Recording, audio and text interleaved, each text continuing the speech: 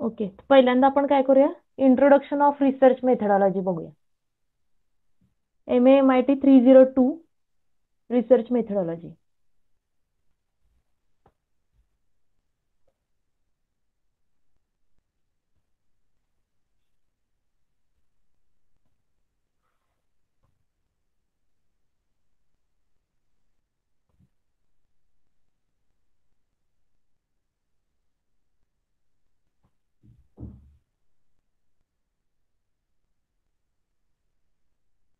Slide दिसते तुम्हाला? Research methodology हा दिसते. MAMIT 302 इन दॅट युनिट 1 आपण सुरू करत आहे. तर पहिल्यांदा व्हॉट इज रिसर्च, बेसिक तुम्हाला झालेलंच आहे. तर रिसर्च म्हणजे काय? Research that is it is a search for knowledge. Okay, तर त्याच्यामध्ये पहिल्यांदा आपण म्हणजे इथे काही एक्झाम्पल दिलेले आहेत. So which of these can be classified as a research असं म्हणलेलं आहे. First, introduction of the knowledge. जर सिम्पल लँग्वेज मध्ये आपण व्हॉट इज रिसर्च बघितलं तर रिसर्च म्हणजे काय? It is a search for knowledge. And one more important term is it is a scientific search. Scientific knowledge किंवा scientific search, and that search is in systematic way. म्हणजे कुठल्याही प्रकारचं जर का आपण सर्च केला तर त्याला लगेच रिसर्च म्हणू शकत नाही, but it is something which is scientific way मध्ये केलेलं जे काही सर्चिंग आहे त्याला काय म्हणतात? Research. So which of this can be classified as a research? So read this. Samad prepared a paper on computer usage in secondary schools after reviewing literature on the subject available in his university library. So whether it is a research, त्यांनी काय केले, फक्त एक paper तयार केला की जे already available information आहे त्याच्यावरून. Then the second example is Manoj says that he has researched and completed a document which gives information about the age of his students, their results, their parents' income, and distance of their school from district office. So here also there is only a collection of the information. Okay. Then third example काय आहे बघा, Kim participated in a workshop on curriculum development and prepared what he calls a report on curriculum for engineers. So these are the three examples. So which of these can be called as research? सांगता येईल का?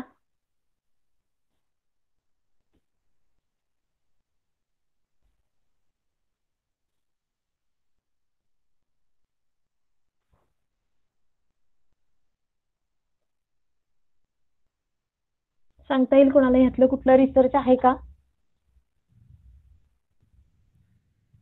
So none of the above example can be classified under the name research. समजलं? Because it is only a collection of information. So research म्हणजे काय basically, तर त्याच्यासाठी एखादं it is a finding a solution to any problem. Research म्हणजे basic काय? It is a finding solution to any problem. जर आपण एक सिंपल एक्झाम्पल घेतलं तर सिंपल एक्झाम्पल मध्ये सपोज यू हॅव 10,000 रुपीज. आवाज येतो ना सगळ्यांना? हो येतं.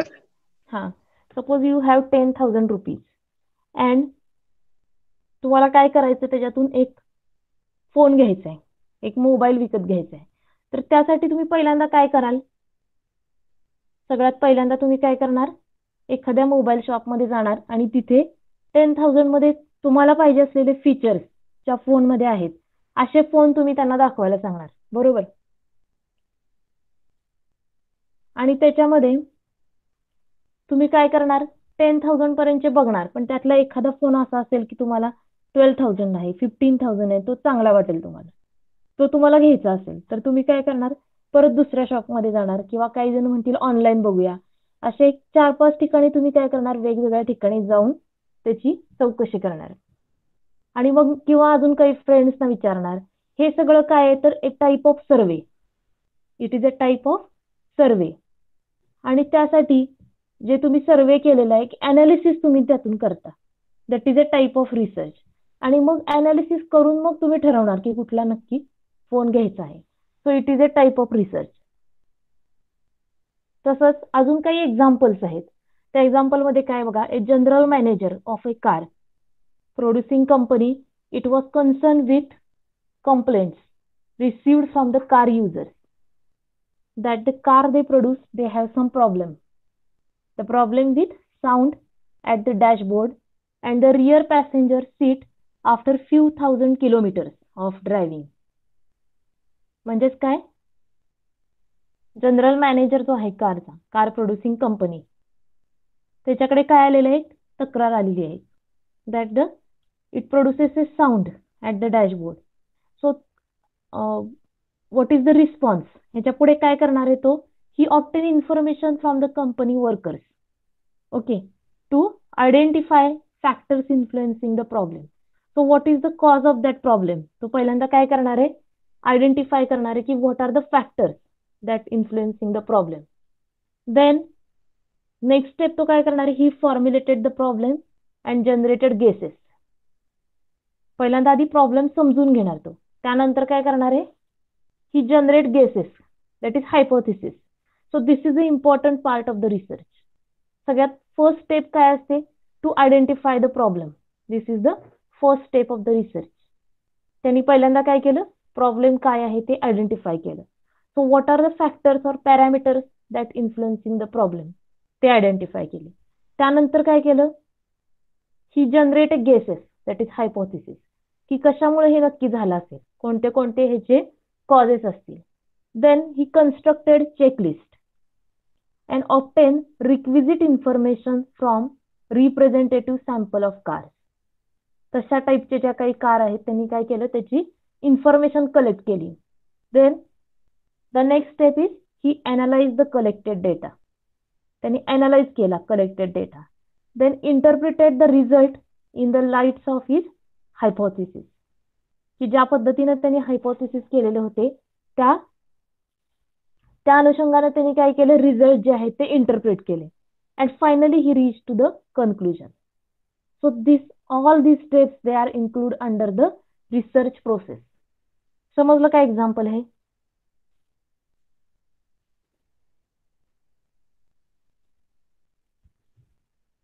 Hello, yes ma'am. हा, हे एक्झाम्पल समजलं का, एक सिंपल एक्झाम्पल आपण बघितलेलं आहे. हा, बाकीचे सगळे हो समजलं मॅम. हा. So this is the example of research. मग असंच म्हणजे हे सगळं म्हणजे काय आहे, तर रिसर्च आहे. जे तुम्ही ऍक्च्युली लॅबमध्ये कॅरी आउट करता, म्हणजे प्रॅक्टिकल करता, तेच फक्त रिसर्च आहे असं नाही. तर अशा कुठल्याही प्रकारचा रिसर्च असू शकतो. आपण बघतो की आर्ट्स कॉमर्समध्ये पण असे रिसर्चेस असतात की टाईप ऑफ सर्वे असतो, आणि ते सर्वे केल्यानंतर पुढे काय होतं, analysis of that data. Analysis होतं डेटा कलेक्शन, अनालिसिस, त्यानंतर इंटरप्रिटेशन. ह्या सगळ्या काय आहेत, common steps which are involved in the research. So in simple language, what is research? Research is systematic because it follows certain steps that are logical in order.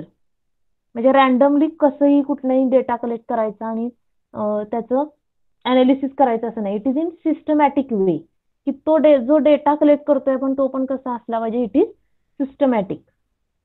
Then understanding the nature of the problem to be studied. आत्ताच्या example मध्ये आपण बघितलं तसं. So first step is understanding the nature of the problem to be studied. Then identifying the related area of knowledge.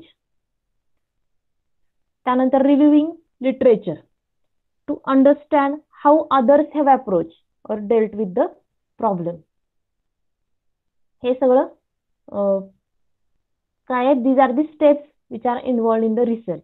सगळ्यात पहिल्यांदा काय केलं जातं, आयडेंटिफाय केला जातो प्रॉब्लेम. त्यानंतर रिव्ह्यू ऑफ लिटरेचर आपण म्हणतो. What is review of literature? That is how others carry out work related to that. Then collecting data in organized and controlled manner. This is very important. collection of the data in organized and controlled manner so as to arrive at a valid decision. Then next step काय, analyzing data appropriate to the problem. जो analysis करणार आहे ते कसं आहे, it should be appropriate to the problem. And finally drawing conclusion and making generalization. This is a simple what is research. In simple language it is a research. त्यानंतर next आपण जे बघणार आहे ते डेफिनेशन्स बघणार आहे. पण डेफिनेशनच्या आधी जर सिंपल लँग्वेज मध्ये हे तुम्हाला मीनिंग कळावं ह्यासाठी सांगितलेलं आहे व्हॉट इज रिसर्च. समजलं का हे?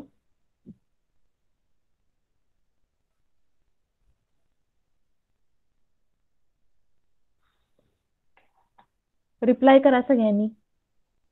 Yes, ma'am.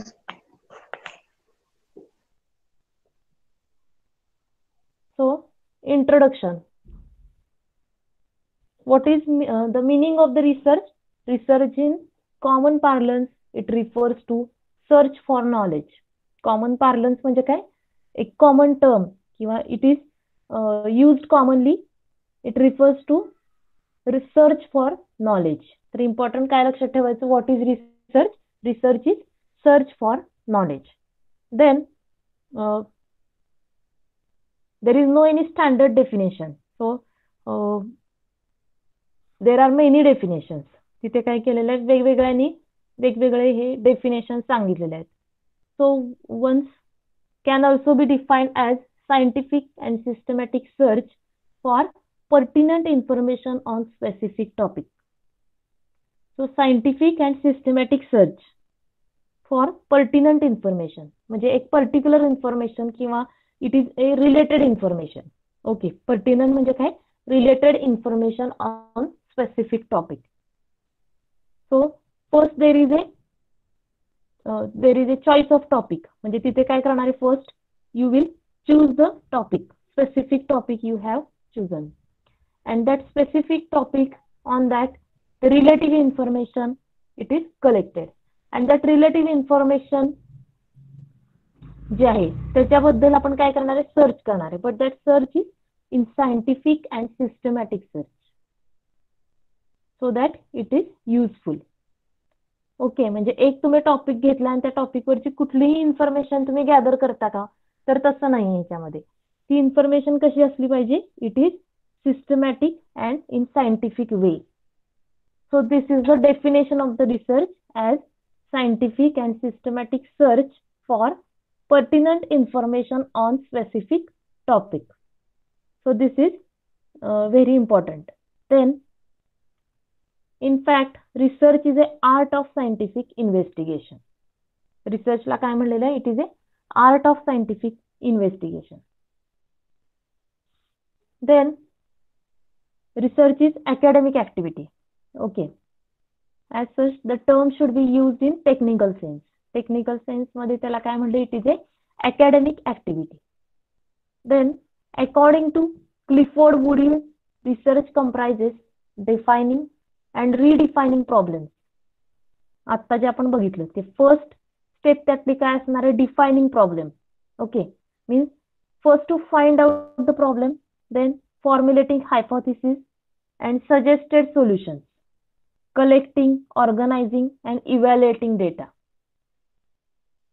then making deductions and reaching conclusions, and at last carefully testing the conclusion to determine whether they fit the formulating hypothesis or not. हे क्लिफोर्ड वुडीने काय सांगितलेलं आहे की रिसर्च मध्ये काय काय आहे इन्क्लूड होतंय. First defining the problem. सगळ्यात फर्स्ट स्टेप काय आहे, to identify the problem, to define the problem. त्यानंतर नेक्स्ट स्टेप काय आहे, फॉर्म्युलेटिंग हायपोथेसिस. फर्स्ट स्टेप आपण काय करणार आहे, to define the problem, then formulating hypothesis. Means what can be the cause of that problem. जो प्रॉब्लेम आहे त्या प्रॉब्लेमचा कॉज काय असू शकतो हे आपल्याला कन्फर्म त्यावेळेला माहित नाहीये, पण काय असू शकतो हे आपण अंदाज तिथे करू शकतो. So it is a formulating hypothesis or suggested solution. Then collecting and organizing and evaluating data. So related to that problem you can collect the information. And that information, it is, you have to organize that information because it is a systematic search. बरोबर, आपण आधी काय बघितलं, it is a systematic search. So first you have to collect that information, organize that information and evaluate the data. Then making deductions. So you have to take some decision and finally reach to the conclusion.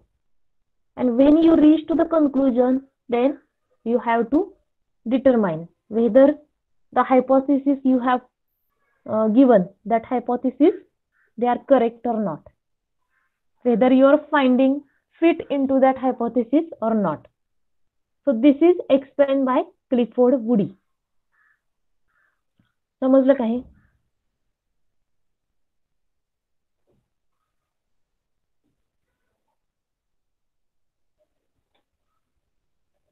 Hello,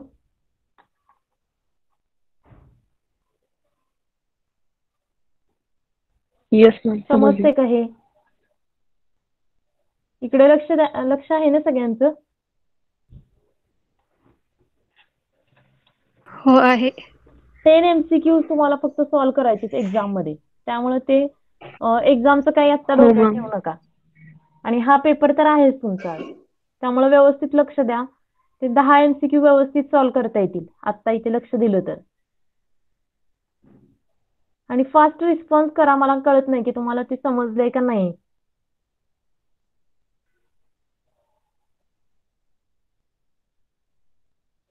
थोडंसं theoretical आहे हे, पण व्यवस्थित जर केलं ह्याच्यामध्ये तर चांगले मार्क्स मिळू शकतात. त्यामुळे व्यवस्थित लक्ष द्या याच्याकडे.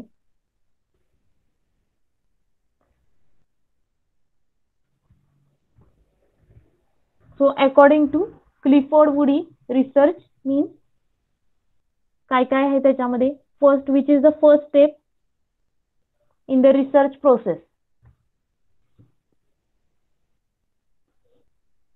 First step, Redefining problems. Yes, identifying the problem, defining and redefining problem. समजलं का हे? So next, what are the objectives of the research? So first objective is to gain familiarity with the phenomenon or to achieve new insights into it. म्हणजे काय? To gain familiarity with the phenomenon means any particular event or any particular phenomenon. With that you get familiar or to achieve new insights into it. म्हणजे त्याच्यामध्येच आपण काय करू शकतो, एखादा phenomenon आहे किंवा एखादी इन्फॉर्मेशन आहे.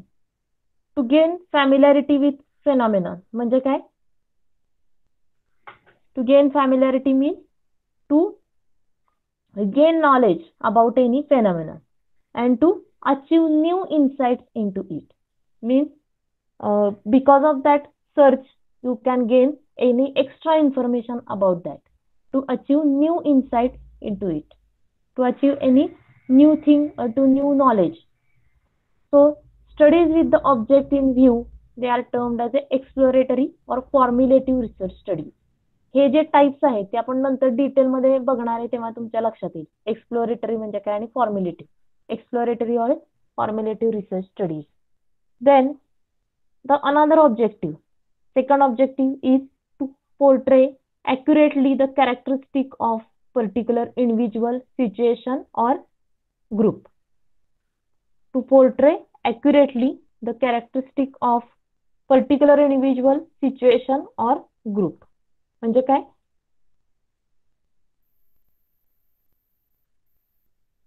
Portray means you can search accurately the characteristic of particular individual. You can determine that characteristic. Okay, मग त्या characteristic कशाच्या बाबतीत असतील? Any particular object, any particular individual, situation or group. So studies with this, they are known as a descriptive research studies. So this is included under the descriptive research studies. समजलं का हे? Descriptive म्हणजे इथे काय? Only you can acquire the information for the characteristic, to determine the characteristic of particular situation, or group. So this can be the objective of the research. Then third,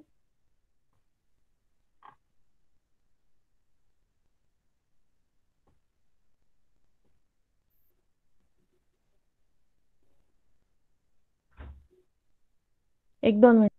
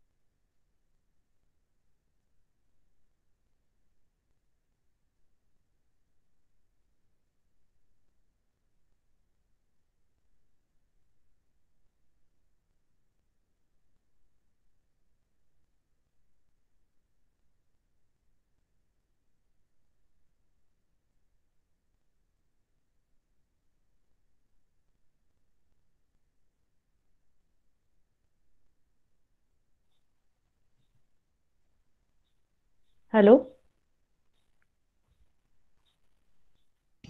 yes ma'am. हा, slide दिसते सगळ्यांना? आता नाही दिसत आहे. नाही, हा 2 minute. दिसते? हा दिसते. हा. हा, okay.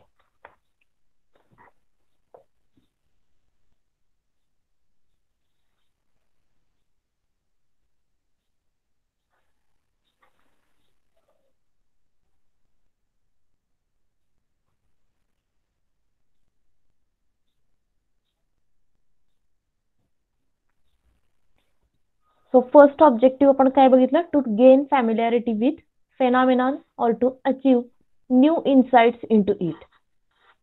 This is a called as exploratory or formulative research.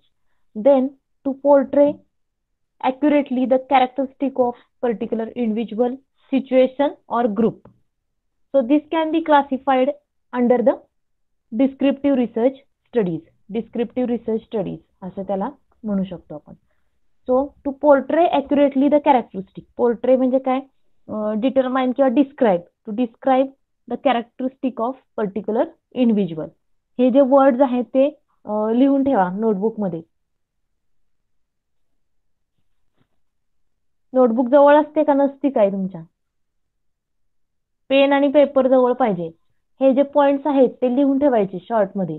To gain familiarity with phenomenon, red जे केलेले आहेत ना ते. To portray accurately. Portray means to describe accurately the characteristic of particular individual, situation or group. Studies with this object in view, they are known as a descriptive research studies. Then the third type is to determine the frequency with which something occurs. So this is the third objective, to determine the frequency with which something occurs. म्हणजे कुठलाही एखादा event आहे त्याचं तुम्हाला काय determine करायचे? Frequency with which it occurs or with which it is associated with something else. So studies with this object in view, they are known as a diagnostic research studies. Then the next is to test hypothesis of causal relationship between variables. So this can be hypothesis testing. This can be called as a hypothesis testing research studies. समजलं का हे? To test a hypothesis of causal relationship between variables. म्हणजे काय?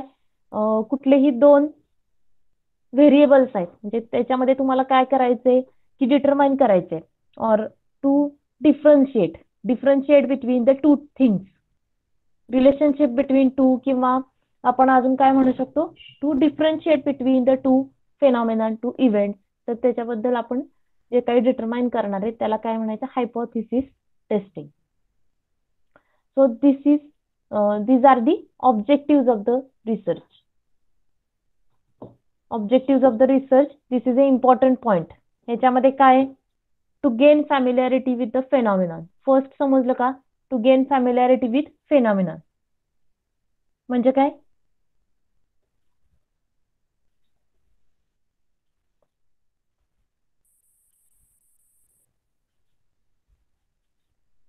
To gain knowledge about that phenomenon. yes, to gain knowledge, to collect information about the phenomenon, and after gaining the knowledge you can achieve a new insight into it. You can put forth any new thing related to that. Information जर आपण collect केली तर त्याच्यामध्ये आपण काय करू शकतो, एखादी इन्फॉर्मेशन जी आहे ती न्यू इन्फॉर्मेशन आपल्याला मिळू शकते. So you can achieve a new insight into it. समजलं पहिलं ऑब्जेक्टिव्ह समजलंय का सगळ्यांना? Yes ma'am. हा. सेकंड काय, to portray accurately the characteristic of particular individual, situation or group. Portray means to describe, and that description of something in particular way, that is in scientific way, to describe accurately the characteristic of particular situation or group किंवा individual, त्याचे characters जे आहेत ते आपण determine करू शकतो. Then third objective काय, to determine the frequency with which something occurs. तो जो इव्हेंट आहे किंवा फेनॉमेनॉन आहे त्याची फ्रिक्वेन्सी आपण डिटरमाइन करू शकतो. So how frequent that phenomenon is, whether it is frequently occurring or rare, हे आपण डिटरमाइन करू शकतो. Then the next objective can be to test the hypothesis of causal relationship between variables. So here you can determine the association between the two variables.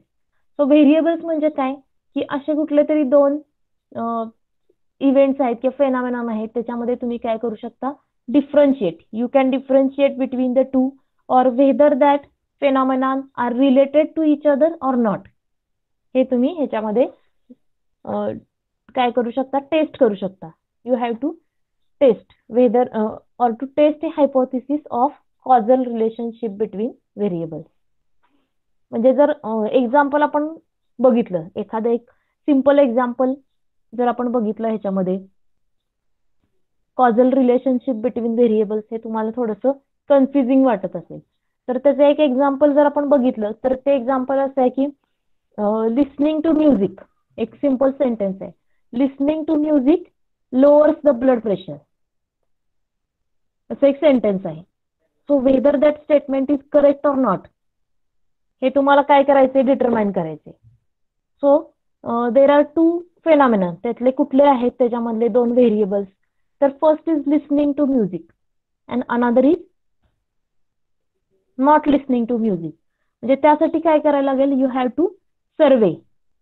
Okay. आणि त्या सर्वेमध्ये काय determine करायला पाहिजे, whether there are some people who are listening to music and some people who are not listening to music. So whether it affects the blood pressure or not.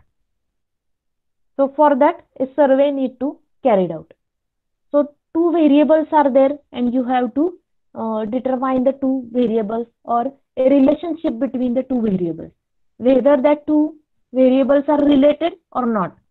कुठले दोन variable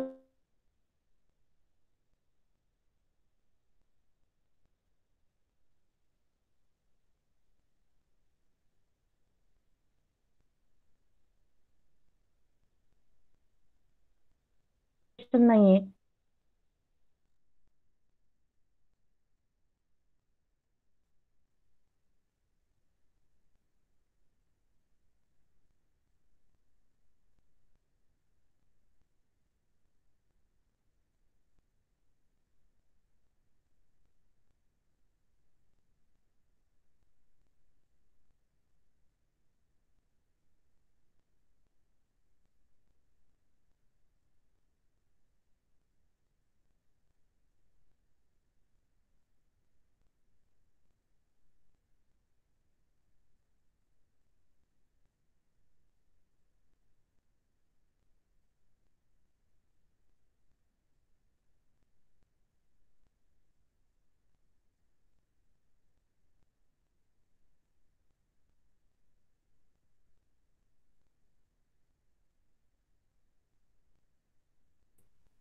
hello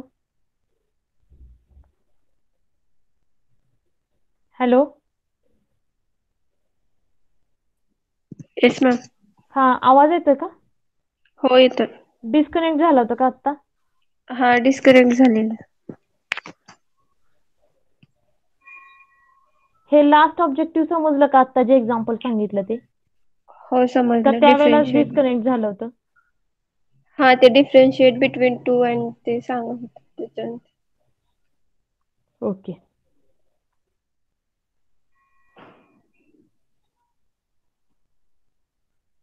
so objective of the research मध्ये आपण काय बघितलं?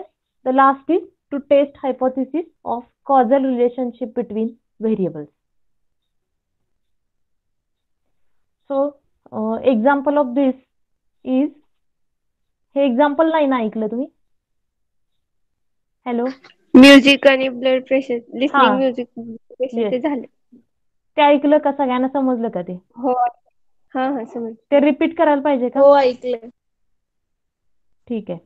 To test hypothesis of causal relationship between variables. So here two variables are considered in that example.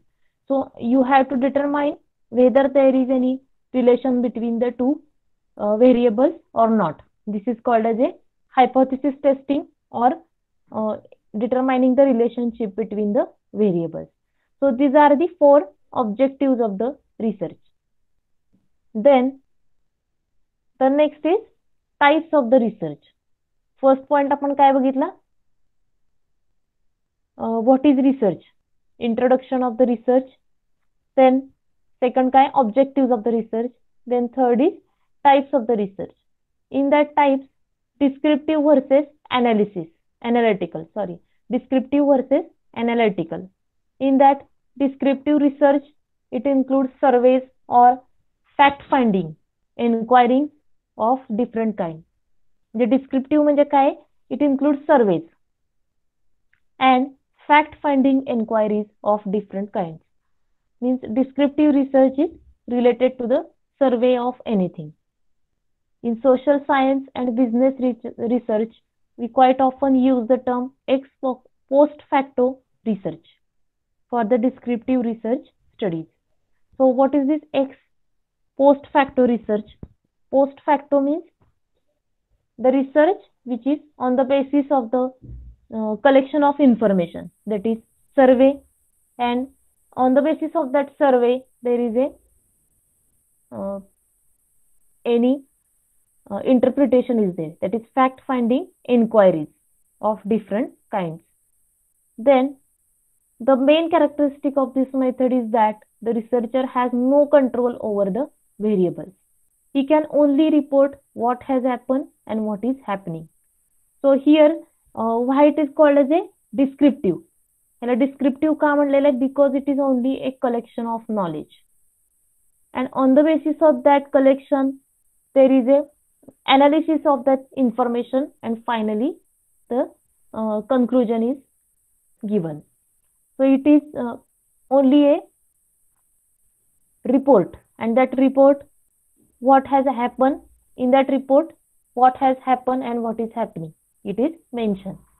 Then the method of the research utilized in descriptive research are the survey methods. The main ह्याच्यामध्ये कुठल्या method use केल्या जातात? Survey methods of all kind, including comparative and correlation methods. Comparative and correlation methods are included here. So ह्याच्यामध्ये differentiation जेव्हा आपण बघू तेव्हा लक्षात येईल, डिस्क्रिप्टिव्ह वर्सेस अनालिटिकल. डिस्क्रिप्टिव्ह म्हणजे काय? It include survey. डिस्क्रिप्टिव्ह साठी काय लक्षात ठेवायचं? It is a survey and fact finding enquiries of different kinds.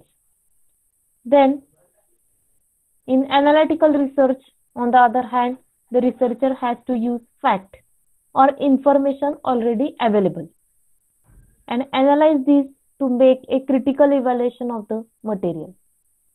So it is totally different from the first type, that is descriptive research. Descriptive research मध्ये काय बघितलं? It includes only the survey and the report. त्या report मध्ये काय? Only the different events or what has happened. So it is a survey methods of all kinds. And on the basis of that survey, there is a comparative and correlation methods are used. Then analytical research मध्ये काय? It is a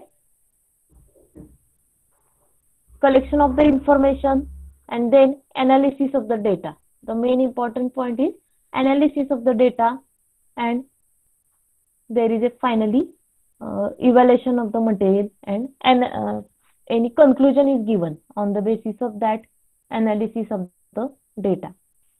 So this is the first type, descriptive versus analytical. समजलं का हे? First type आपण कुठला बघितला? Descriptive versus analytical. Then second type काय? It is a applied or action research. that is a finding a solution for immediate problem and facing to the society or an industrial or business organization. So this is a applied research.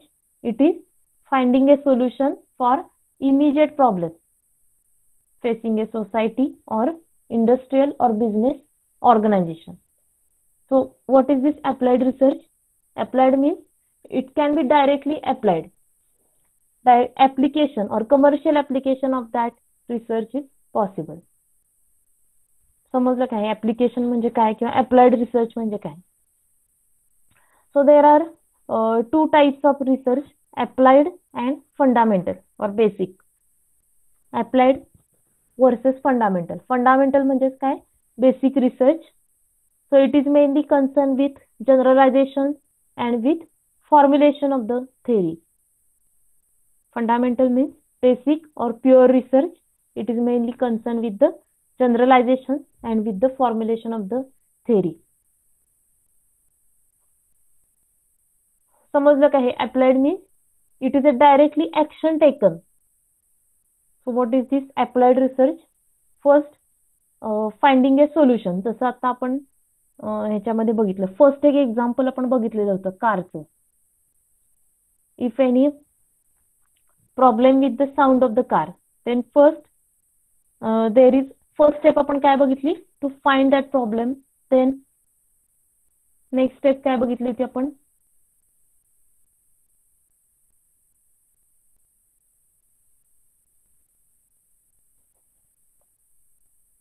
First step काय बघितली? To find that problem. Then आठवते का? First example मध्ये आपण बघितलेलं होतं. If there is problem with the sound of the car, then the manager first identify the problem, then which is the next step?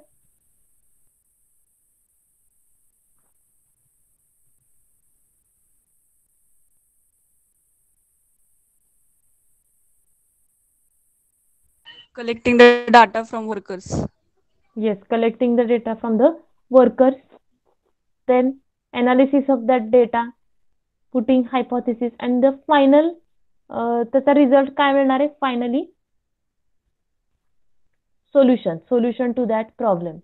So here applied means that solution can be directly applied. It can be used commercially. So this is a applied research, or it aims at a finding a solution for immediate problem which is facing to the society or industrial and business organization. समजलं का हे applied म्हणजे काय? So that is not included in the basic or pure research. Basic research किंवा fundamental research म्हणजे काय? It is collecting more information or extra information about anything. Fundamental research किंवा basic research म्हणजे जर आपण प्रोजेक्ट बघितले तर प्रोजेक्ट मध्ये काय? अप्लाइड रिसर्च म्हणजे काय? एखादा प्रॉब्लेम आहे आणि तो प्रॉब्लेम आपण डायरेक्टली सॉल्व्ह केला. म्हणजे जर एक्झाम्पल बघितलं आपण की सुडोमोनास फुटिडा, सगळ्यांना माहिती आहे सुडोमोनास फुटिडा चं काय केलं? अनंत चक्रवर्तीने mutated organism is that culture of the mutated organism is prepared. आणि ते कशासाठी यूज केलं? Where this Pseudomonas putida is used. It is called as a Oil oil eating. eating. Yes, it is oil Degraded. eating bug.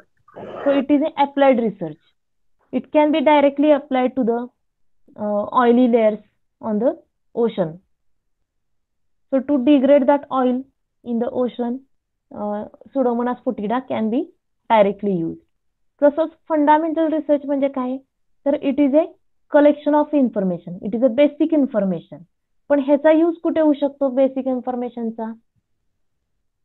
Fundamental information जर collect केली तर त्याच्या बेसिसवरती आपण एकतर पहिल्या ऑब्जेक्टिव्ह मध्ये आपण बघितल्याप्रमाणे नवीन काहीतरी आपल्याला इन्फॉर्मेशन मिळू शकते. And on the basis of that new information you can motivate others for the further research. So इथे काय मिळू शकते आपल्याला, एक इन्फॉर्मेशन मिळू शकते की आतापर्यंत काय रिसर्च झालेला आहे किंवा त्याच्या बेसिसवरती एखादी न्यू इन्फॉर्मेशन जी आहे ती आपण गेन करू शकतो. So this is called as a fundamental research, but it is not applied. It cannot be applied just similar to the applied research. तसंच तुम्ही ते हे ऐकलं असेल, अप्लाइड रिसर्च म्हणजे कुठलाही एखादा प्रॉब्लेम जो आहे की ज्याच्यावरती काय केलं जातं, सोल्युशन तयार केलं जातं आणि ते सोल्युशन डायरेक्टली अप्लाय करून बघितलं जातं. म्हणजे अजून एखादं एक्झाम्पल आपण त्याच्यामध्ये बघितलं तर एखादी इंडस्ट्रीमध्ये किंवा कंपनी असेल, त्या कंपनीमध्ये सगळ्यात पहिल्यांदा ज्यावेळेला टूथपेस्ट तयार केली गेली त्यावेळेला टूथपेस्टचं काय होत होतं, it is in more liquid form completely. जसं आता आपल्याला युनिफॉर्म जेल मिळतो किंवा युनिफॉर्म जे सॉलिड मिळते त्याची जी कन्सिस्टन्सी आहे ती सुरुवातीला तयार होत नव्हती. तर त्यासाठी काय करावं लागलं, त्यांना सर्च करावं लागलं की काय नक्की याच्यामध्ये कुठला कंपोनंट कमी आहे आणि त्यामुळे तसं आपल्याला कन्सिस्टन्सी मिळणार आहे.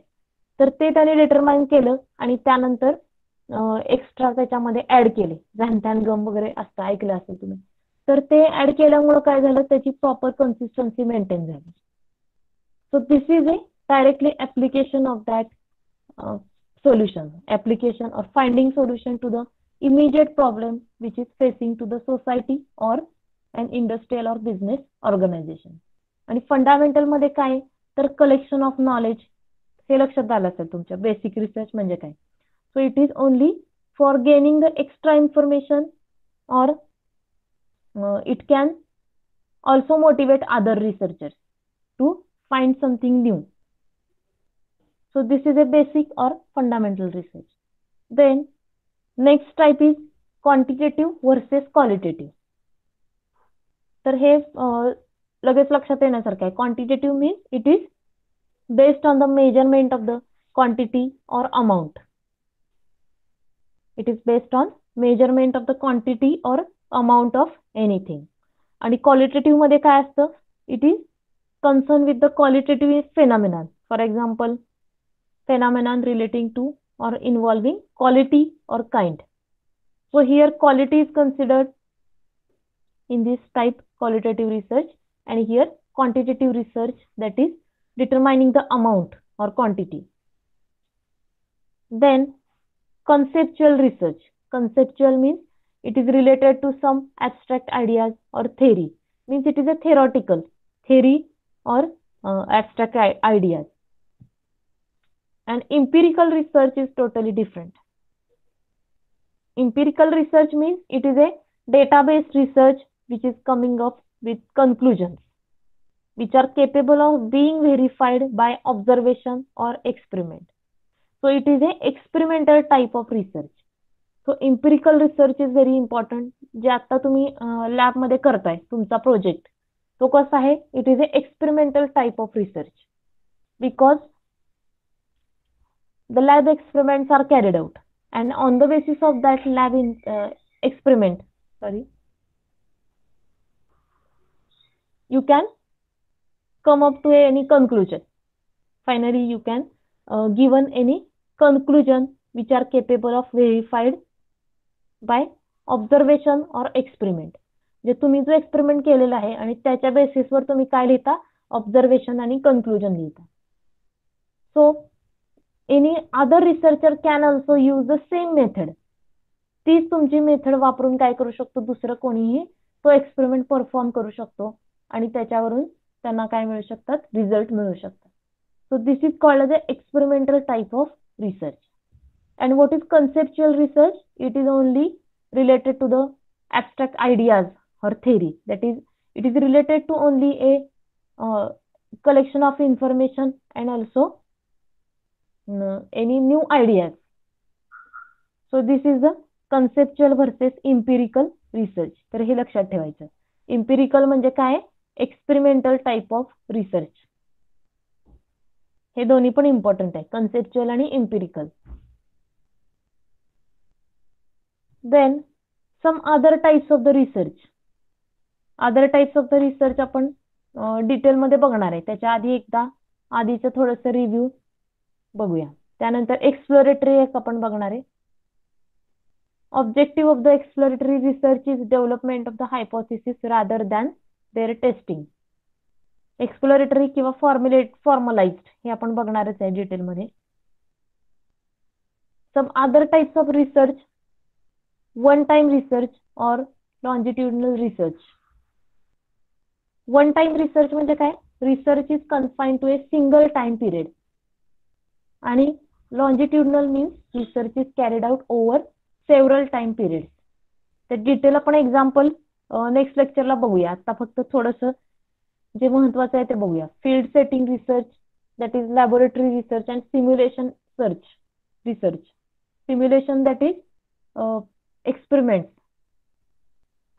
त्यानंतर क्लिनिकल और डायग्नोस्टिक रिसर्च, कन्क्लुजन ओरिएंटेड आणि डिसिजन ओरिएंटेड. याचे एक्झाम्पल्स बघूया म्हणजे नेक्स्ट लेक्चरला लक्षात येईल. त्यानंतर हे एक सेंटेन्स लक्षात ठेवा. The objective of the exploratory research is development of the hypothesis rather than their testing. म्हणजे दोन टाईपचे रिसर्च आहेत. एक म्हणजे एक्सप्लोरेटरी आणि दुसरं काय, फॉर्मलाइज. एक्सप्लोरेटरी मध्ये काय, डेव्हलपमेंट ऑफ द हायपोथेसिस, आणि फॉर्मलाइज मध्ये काय, hypothesis testing of that hypothesis. So these are the two different types of research, exploratory आणि दुसरं काय, फॉर्मलाइज्ड. ओके, समजलं का हे?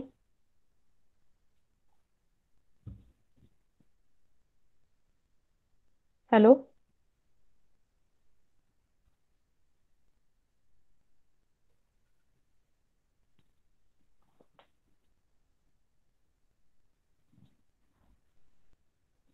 परत एकदा आपण थोडंसं रिवाइज करूया. What is research? It is search for knowledge. आवाज येतो का सगळ्यांना? हो. It is research is search for knowledge in common parlance. म्हणजे काय, research in common parlance means it is a way of speaking, a particular way of speaking. So research in common parlance, it refers to search for knowledge. So this is the first sentence. It is important. Then another definition काय, scientific or systematic search for pertinent information on specific topic. What is pertinent? Pertinent म्हणजे काय सांगितलं? Related information on specific topic. Then हे बघितलेलं आपण डिटेलमध्ये. What is research? According to Clifford Woody research, defining, redefining problem, formulating hypothesis, collecting, organising the data, then making deduction and reaching to the conclusion, and finally testing that conclusion to determine whether they fit the formulating hypothesis or not. त्यानंतर objective of the research बघितले. To gain familiarity with the phenomenon or to achieve new insight into it, to portray accurately the characteristic of particular individual, situation or group. हे सगळे important आहेत objective. त्यानंतर third objective काय बघितलं आपण? To determine the frequency with which something occurs. त्यानंतर fourth objective काय? To test hypothesis of causal relationship between variables. That is a hypothesis testing. त्यानंतर अजून एक पॉइंट याच्यामध्ये इन्क्लूड करायचं राहिलाय, मोटिवेशन ऑफ द रिसर्च. तर मोटिवेशन मध्ये काय असू शकतं? लॉजिकल विचार केला की कशासाठी रिसर्च केला जातो, फॉर द रिसर्च डिग्री. बरोबर आहे का? हे रिसर्च डिग्रीसाठी केलं जातं का? Yes or no? Yes. Yes, हे रिसर्च डिग्रीसाठी आहे, हे बरोबर आहे. This is also a motivation. Then second अजून एक मोटिवेशन आहे, टू सॉल्व्ह एनी प्रॉब्लेम. बरोबर, की जे पहिल्यांदाच आपण बघितलेलं आहे. रिसर्च कधी होतो? ज्या वेळेला एखादा प्रॉब्लेम फेस करतो, मग ते सोसायटी फेस करते किंवा ऑर्गनायझेशन फेस करते. So to solve any problem or to find solution to the problem. त्यानंतर अजून काय? To get benefit to the society. Societal बेनिफिटसाठी काय केला जातो? रिसर्च केला जातो. असे काही मोटिवेशन आहेत. मोटिवेशन ऑफ द रिसर्च असा एक पॉइंट याच्यामध्ये आहे. आणि अजून काय? To improve the status. बरोबर आहे, टू इम्प्रूव्ह द स्टेटस हे असे काही ऑब्जेक्टिव्ह आहेत, तर ते पण लक्षात ठेवा. To determine the frequency with which something occur. So this is the objective. म्हणजे ऑब्जेक्टिव्ह आणि मोटिवेशन वेगवेगळे आहेत. हे 4 काय आहेत? ऑब्जेक्टिव्ह आहेत. त्यानंतर आपण काय बघितलं? टाइप्स ऑफ रिसर्च मध्ये what is descriptive? Descriptive research is survey or fact finding inquiries of different kind. त्यानंतर अनालिटिकल म्हणजे काय? अनालिटिकल म्हणजे काय लक्षात ठेवायचं? Analysis of the data. Simple language मध्ये तेवढं लक्षात ठेवायचं. अनालिटिकल म्हणजे analysis of the data. Then applied. Applied म्हणजे काय? एखादा प्रॉब्लेम असतो सोसायटीमध्ये, त्याच्यावर सोल्युशन काढणं. Yes, immediate solution to that problem. It is an immediate solution to that problem. Then qualitative, quantitative तर सोपं आहे. Quantitative means it is measurement of the quantity or amount. Conceptual म्हणजे काय? It is related to some abstract ideas or theory. आणि empirical म्हणजे experimental type of research. experimental type of research. And exploratory आणि formalise असे 2 types आहेत. तर त्याच्यामध्ये exploratory मध्ये काय आहे? That is the development of the hypothesis. म्हणजे एखाद्या प्रॉब्लेम आहे, त्याचे कॉजेस काय काय असू शकतात, त्याच्या बेसिसवरती हायपोथेसिस पुट फोर्थ केले जातात. That is the development of the hypothesis. And formalize मध्ये काय येतं? तर testing of that hypothesis. So this is about the introduction. So remaining types we will see in next lecture. 11ला exam आहे ना तुमची आज? हो, 11:15. हा, ठीक आहे. ते व्यवस्थित रीड करा आणि आन्सर म्हणजे फास्ट, कमी वेळ आहे ना तुमच्याकडे, तर व्यवस्थित आन्सर त्याचे सॉल्व करा. राहिलेलं जे आहे ते नेक्स्ट लेक्चरला आपण बघूया. नेक्स्ट लेक्चर होईल आता सुतार मॅडमचं. मॅम ही ISC एक्झाम नाहीये, मग कसली एक्झाम आहे ही? ही आत्ता एक सरप्राईज टेस्ट म्हणून घेतलेली आहे. त्यानंतर ISC एक्झाम तुमची नंतर होणार आहे. हा हा, ठीक आहे. ओके, चल लीव करू का मी? हा. ओके, हा.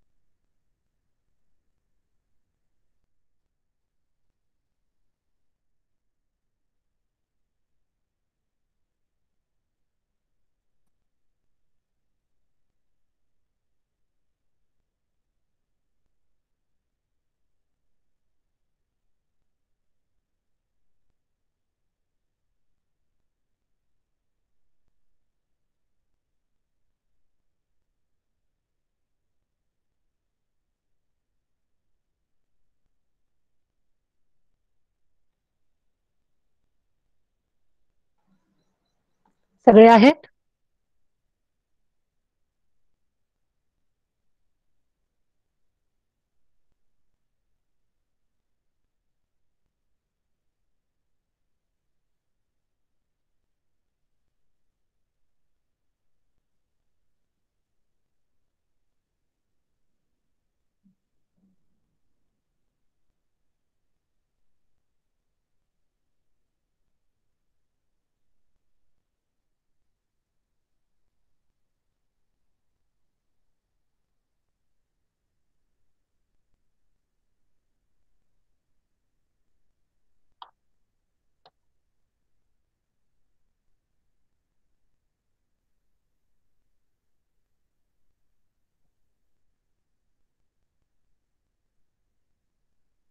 हॅलो.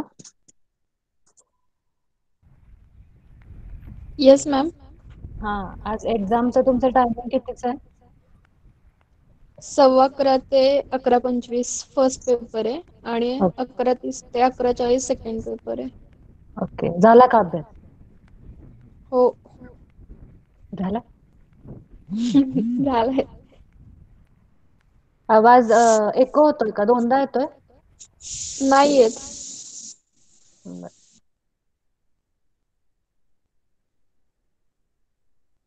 सगळे रेफरन्सेस तुम्हाला मिळालेत ना तुमचे?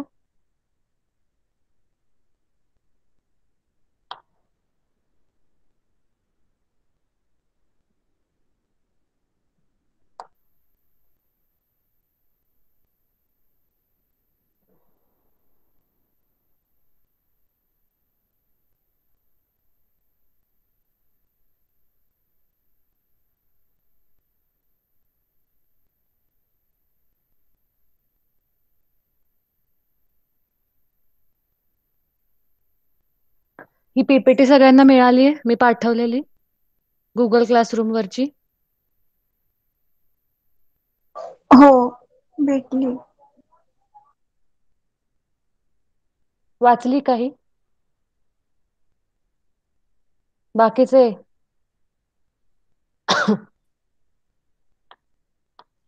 ठीक आहे. लास्ट टाइम आपण लास्ट लेक्चर मध्ये बघितलं होतं, स्टार्ट केलं होतं आपण व्हॉट आर बायोलॉजिकल डेटाबेसेस, आणि त्यामध्ये आपण वेगवेगळ्या टाईपचे डेटाबेसेस आणि डेटाबेसेस म्हणजे काय ते बघितलं होतं. आता तुमची एक्झामची रिव्हिजन पण होईल, याच्याबरोबरच आपण थोडं रिवाइज करू. तर हे काय आहेत आपले वेगवेगळे डेटाबेसेस आहेत in the field of micro molecular biology, आणि त्याच्यामध्ये आपल्याला एखाद्या डेटाबेस कडून काय एक्सपेक्टेड आहे, what are the expectations from any database. तर त्याच्यामध्ये काय असणार आहेत? सगळ्यात पहिल्यांदा जर सिक्वेन्स डेटाबेस तुम्ही घेत असाल तर you have to have the sequence information. The sequence, suppose protein असेल तर अमायनो ऍसिड साठी, आणि जीन्स असेल तर आपल्या जे न्यूक्लिओटाइड्स आहेत, किंवा डीएनए असेल तर न्यूक्लिओटाइडचा जो सिक्वेन्स आहे तो हवा. नंतर सपोज प्रायमरी, टर्शियरी, सेकंडरी प्रोटीनचा जर जो डेटाबेस असेल तर त्याचं फंक्शनल इन्फॉर्मेशन काय आहे, त्याचं स्ट्रक्चरल इन्फॉर्मेशन काय आहे, 2D कसा दिसतोय प्रोटीन, 3D मध्ये कसा दिसतोय प्रोटीन, हे सगळं आपल्याला त्या डेटाबेसमध्ये माहिती असायला हवं. All the sequence, functional and structural information related bibliography are expected, all these are expected from any databases.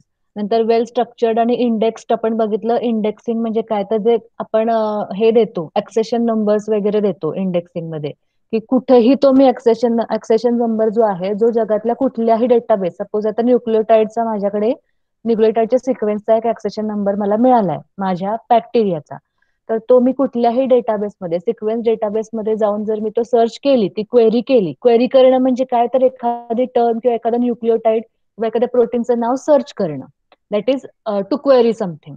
मग तशी जर क्वेरी मी ते सिक्वेन्स किंवा तो ऍक्सेशन नंबर केला, तर त्या ऍक्सेशन नंबरसाठी जो केलेला आहे अनोटेट, किंवा त्या ऍक्सेशन नंबरशी in relation to that accession number जो काही सिक्वेन्स आहे तो लगेच मला सगळ्या डेटाबेसेसमध्ये अवेलेबल व्हायला हवा.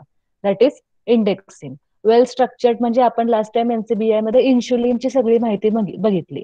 मी फक्त इन्शुलिन जीनचं नाव टाकलं, INS, त्याचा शॉर्ट फॉर्म आहे इन्शुलिनच्या जीनचा, तो टाकला तर मला इन्शुलिनशी रिलेटेड सगळी माहिती मिळाली, त्याचा सिक्वेन्स मिळाला, त्याचा जिनोम मॅप जो आहे की क्रोमोझोमवर तो जिनोम, एंटायर जिनोम मध्ये कुठल्या क्रोमोझोमवर आहे, आणि कुठल्या क्रोमोझोमवर कुठल्या आर्मवर आहे, लॉंग पी वर आहे का क्यू वर आहे, हे सगळा जिनोम मॅप आपल्याला मिळाला. बरोबर. आणि अशा प्रकारे अजून काय काय होतं त्याच्यात वेगवेगळं, की ह्युमन सोडून अजून दुसऱ्या कोणत्या अॅनिमल्स मध्ये आपल्याला इन्शुलिनचे प्रोटीन्स मिळू शकतात, किंवा त्याच्या सेम ऑर्थोलॉग्स जीन्स कुठल्या आहेत का अजून वेगळ्या माउस मध्ये किंवा दुसऱ्या कुठल्या मॅमल्स मध्ये, ते बघितलं. टॅक्झोनॉमिक डेटा आहे तो सगळा आपल्याला दिसला. टॅक्झोनॉमिक डेटा म्हणजे काय कळलं आपल्याला, की इन एव्होल्युशन इन्शुलिनचे जीन कुठल्या कुठल्या अॅनिमल्स मध्ये किंवा कुठल्या किंगडम मधून कुठल्या ऑर्डर मध्ये कुठल्या सब फॅमिलीमध्ये इव्होल्युशन त्याचं होत आलंय, आणि आता ते होमोसेपियन सेपियन मध्ये ते. बरोबर. वेल क्रॉस रेफरन्स्ड. वेल क्रॉस रेफरन्स्ड म्हणजे काय, आता 3 बेसिक मेन आपले न्यूक्लिक ऍसिडचे सिक्वेन्सचे प्रायमरी डेटाबेस आहेत. सिक्वेन्स डेटाबेसेस मध्ये पण प्रायमरी आणि सेकंडरी असे 2 वेगवेगळे प्रकार आहेत. त्याच्यातले प्रायमरी कुठले आहेत आपले, तर EMBL आपण लास्ट टाइम जे नाव बघितलं ते, परत जेन बँक NCBIच्या अंडर येते ती जी आपण बघितली ती, आणि नंतर कुठली आहे शेवटची, कुठली आहे, EMBL आहे, जेन बँक आहे, आणि अजून कुठली, DDBJ. DDBJ. हे जे 3 आहेत हे काय झाले, प्रायमरी सिक्वेन्स डेटाबेसेस झाले. प्रायमरी न्यूक्लियोटाइड सिक्वेन्स डेटाबेसेस झाले. त्याच्यामध्ये लोक डायरेक्टली, मी सायंटिस्टनी मी बॅक्टेरियाची एखादी जीन शोधून काढली की मी लगेच त्याच्यात देणार, त्या प्रायमरी डेटाबेसमध्ये तिन्हीपैकी एकाकडे कुठेतरी देणार. मग हे 3 जण काय करतात, हे 3 डेटाबेसेस एकमेकांमध्ये क्रॉस रेफरन्सिंग करतात की तुमच्याकडे आलेली माहिती बरोबर व्हॅलिड आहे का, आणि ते रेफरन्सिंग ठेवतात की सपोज मी माझा सिक्वेन्स जेव्हा पाठवतेय तेव्हा ते बॅक्टेरियाचं जीनस स्पेशीज जे काही ग्राम नेचर आहे ते सगळी माहिती त्यांना द्यावी लागते. कुठल्या मेथडनी मी DNA आयसोलेट केलाय, कुठल्या मेथडनी मी DNA सिक्वेन्स केलेला आहे, ही सगळी मेथड तिथे द्यावी लागते. जेणेकरून नंतर जेव्हा वेगळ्या सायंटिस्ट तो ऍक्सेस करेल इन्फॉर्मेशन, तेव्हा त्याला जर डीप मध्ये जायचं असेल त्या सिक्वेन्सच्या, तर त्याला कळायला हवं की कुठल्या मेथडने तो सिक्वेन्स मिळालेला आहे आणि किती व्हॅलिड आहे. कारण मेथड चेंज झाल्या, न्यूक्लियोटाइडचं कॉन्सन्ट्रेशन चेंज झालं तर तो रिझल्ट चेंज होऊ शकतो. कुठलीही याच्यातली डेटा जो आहे तो 100% फुल प्रूफ नसणार, कारण एखाद्या सायंटिस्टने तो दिलेला आहे. म्हणून ते क्रॉस रेफरन्सिंग एकमेकांबरोबर करतात आणि डेटाबेस बरोबर आहे का, व्हॅलिड आहे का ते कन्फर्म करतात. नंतर पेरियॉडिकली अपडेटेड. अगेन जसं वेगवेगळा डेटा येत जाईल तसं रेग्युलरली तो अपडेट व्हायला पाहिजे, म्हणून तो पिरियॉडिकली अपडेटेड असला पाहिजे डेटाबेस. आणि tools for analysis and visualisation आपण NCBIच्या वेबसाईटवर बघितलं की प्रोटीन स्ट्रक्चर जर तुम्हाला बघायचं असेल तर तुम्हाला 3D स्ट्रक्चर व्हिज्युअलाइज करायला वेगळं टूल हवंय, 2D स्ट्रक्चरसाठी वेगळं टूल हवंय. परत वेगवेगळे लँग्वेजेस आहेत. आपण जेव्हा पेस्ट करतो की साधा जरी आपण जीनचा सिक्वेन्स किंवा न्यूक्लियोटाइडचा सिक्वेन्स घेतला, आपल्याला माहिती वेगवेगळ्या लँग्वेजेस आहेत. C++ आहे, पायथॉन आहे, परत लिनक्स आहे, काय सगळ्या वेगवेगळ्या सॉफ्टवेअर आहेत आणि वेगवेगळ्या लँग्वेजेस आहेत. त्याच्यामध्ये काय लिहितो आपण, कॉम्प्युटरमध्ये प्रोग्राम लिहितो आणि कॉम्प्युटरला ऑर्डर देतो. बरोबर. कॉम्प्युटरला लक्षात यायला कॉम्प्युटरची भाषा आपल्याला शिकायला लागणार आहे. मग या सगळ्या काय आहेत, कॉम्प्युटरच्या भाषा आहेत. या रेग्युलर प्रोग्रामिंगसाठी आणि कोडिंगसाठी आपण पायथॉन, C++ वगैरे आपण वापरतो. पण बायो इन्फॉर्मॅटिक्स मध्ये जर आपल्याला बोलायचंय कॉम्प्युटरशी, बायो इन्फॉर्मॅटिक्सची माहिती जर आपल्याला कॉम्प्युटरला सांगायची आहे आणि बायो इन्फॉर्मॅटिक्सशी रिलेटेड ऑर्डर जर आपल्याला कॉम्प्युटरला द्यायची, तर त्याच्या काही थोड्या वेगळ्या भाषा आहेत, ज्या सेमच असतात थोड्याफार, पण त्याच्या फास्टचा सिक्वेन्स किंवा असे ब्लास्टसाठी वेगवेगळ्या लँग्वेजेस आहेत ज्याच्यामध्ये आपल्याला ते सिक्वेन्स कॉम्प्युटरला सांगायला लागतो. आपण जर ATGC असं नेहमीच आपण जे वहीवर लिहितो, ते वहीवर लिहिल्यासारखं जर तिथं आपण छापलं तर ती लँग्वेज कॉम्प्युटरला कळेलच असं नाही. त्यामुळे आपण जे लिहितोय की आपल्याला जी माहिती मिळते ते कॉम्प्युटरला कळेल अशा लँग्वेजमध्ये टाकावी लागते तिथे. मग तशा प्रकारचे टूल्स तिथे अवेलेबल पाहिजे डेटाबेसमध्ये. हे काय येणार आहे, tools for the analysis and visualisation मध्ये. नंतर कुठला पार्ट बघितला आपण, बायोलॉजिकल डेटाबेसेस. त्याच्यामध्ये सिक्वेन्स डेटाबेसेस आणि स्ट्रक्चर डेटाबेसेस. सिक्वेन्स डेटाबेसेस मध्ये बघितलं आपण प्रायमरी आणि सेकंडरी. सपोज आपण घेतले प्रायमरी मध्ये काय सायंटिस्ट डायरेक्टली देणार आहेत. कोण जॉईन झालं का?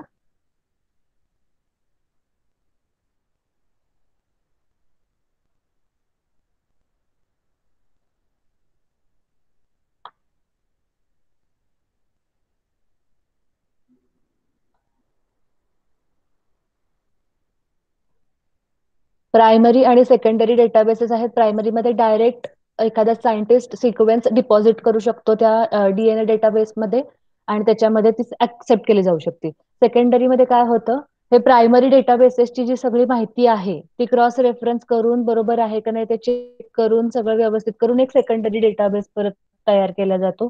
त्याच्यामध्ये सुद्धा आपल्याला ती सगळी माहिती मिळू शकते. स्ट्रक्चर डेटाबेसेस मध्ये काय आहे तर सगळे प्रोटीन सिक्वेन्सेस किंवा प्रोटीन सिक्वेन्सेस नाही, प्रोटीन स्ट्रक्चर्स. आता सपोज आपण आपलं जे फार्मास्युटिकल मायक्रोबायोलॉजी आहे त्याच्यात आपण शिकतो. आता आपण last time rational drug design मध्ये वेगवेगळे डेटाबेसेसची नावं बघितली, झिंक डेटाबेस, माइंड डेटाबेस वगैरे. तर हे काय आहेत, हे एका ड्रगची पूर्ण माहिती देते किंवा ड्रग मॉलिक्यूल किंवा ते स्मॉल मॉलिक्युल्स जे आहेत त्या मॉलिक्युल्सची पूर्ण माहिती त्या डेटाबेसेसमध्ये असणार आहे.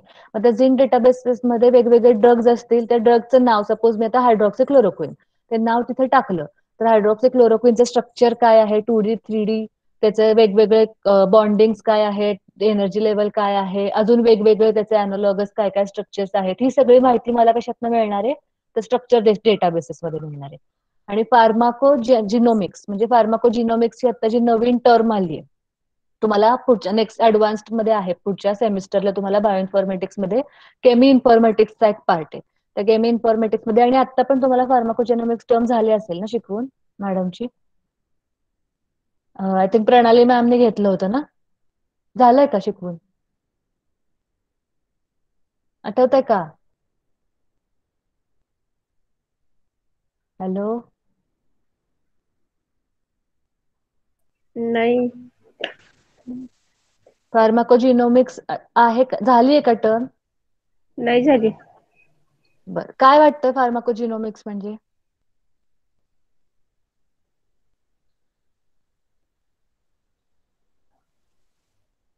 खूप ऍडव्हान्स्ड लेवलचं बायोइन्फॉर्मॅटिक्स आणि फार्मास्युटिकल जे स्टडी आहे तो त्याच्यात होतो फार्माकोजिनोमिक्स मध्ये. त्याच्यामध्ये आपल्याला सपोज आत्ता आपण जे औषध देतो एखाद्या आजाराला ते बऱ्याचदा काय असतं, ट्रायल अँड एरर बेसिसवर असतं, की हे औषध देऊन बघितलं. आता डॉक्टरांना माहितीये नक्की कुठलं औषध द्यायचंय ते म्हणून बरोबर आहे, पण एखादी गोष्ट डायग्नोज होत नसेल किंवा एखादा आजार बरा होत नसेल तर आपण हे औषध थोडे दिवस देऊन बघू बरं होतंय का, ते औषध देऊन बघू बरं होतंय का, असं बऱ्याचदा असतं. ते नाही झालं तर दुसरं आपल्याला द्यावं लागतं औषध. फार्माकोजिनोमिक्स मध्ये काय होतं, पेशंटच्या पूर्ण डीएनएचा आणि त्याच्या सिक्वेन्सेसचा अभ्यास केला जातो. मग पूर्ण सिक्वेन्सेसचा अभ्यास केला की अल्टिमेटली कळणार आहे आपल्याला की त्या माणसाला कोणत्या प्रकारचे आजार फ्युचरमध्ये होणार आहेत, होऊ शकतात किंवा आत्ता आहेत किंवा होऊन गेलेत. अशा प्रकारची माहिती आपल्याला सिक्वेन्सच्या माहितीवरून पूर्ण कळते. बरोबर.